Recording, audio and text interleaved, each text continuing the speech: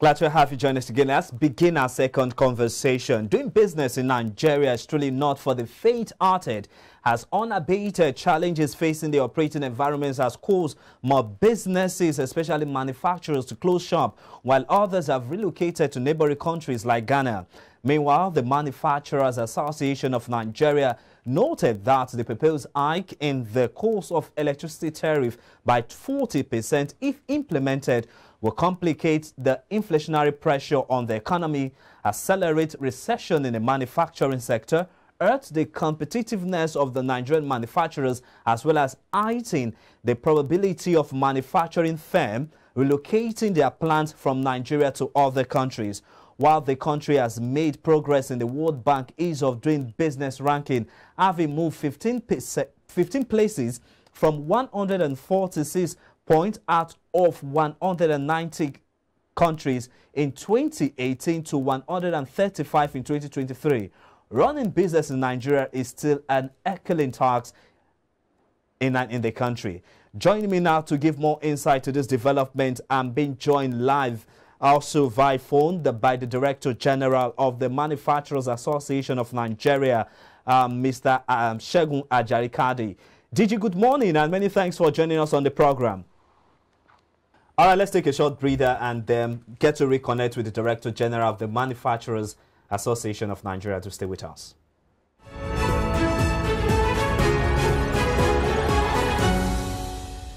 I have the Director General, Manufacturers Association of Nigeria, Mr. Segun Ajarikade, who joins me now live via phone to look at some of the contending issues in the Nigerian manufacturing sector. DG, nice having you on the show this morning. Good morning.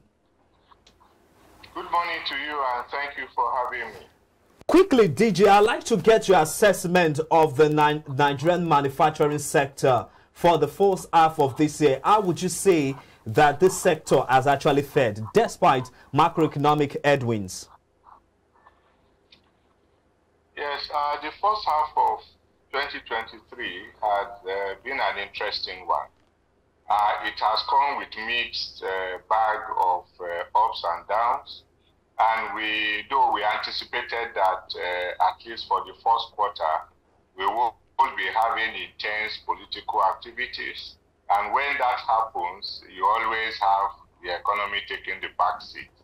The administration that just exited did their best, I think, to ensure that the political atmosphere didn't affect the business of government, so the effect was minimal.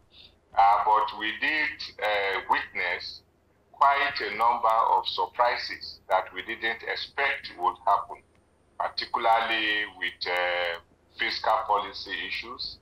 And of course, it is well known how the transition to a new currency, the distortion that it caused in the economy, and the all-time low impact on disposable income, as well as sales of locally produced items.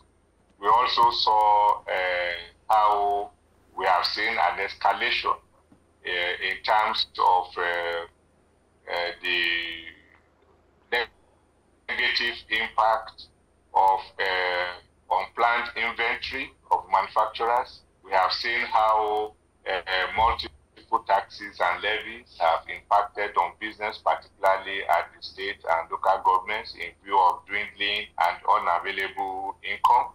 But taken together, I believe that the new administration towards the end of the first quarter, which is just, the first half, which is just about ending now, has given some measure of hope that those challenges that we had in the earlier months of the year will be overcome, particularly with the issue of near unification of the forex rates, and also the removal of fuel subsidy that everybody has come to accept as a necessary policy that government has to take, and only having to deal with the implication of such a thing. Okay, DG, before we look at the Naira unification and then the fuel subsidy removal, let's talk about the big one now, the big issue on the ground at the moment, which is the proposed increment in the price of electricity tariff. Then we have this addition of VAT to the price of diesel. What effects do you think this will have on the business operations of manufacturers?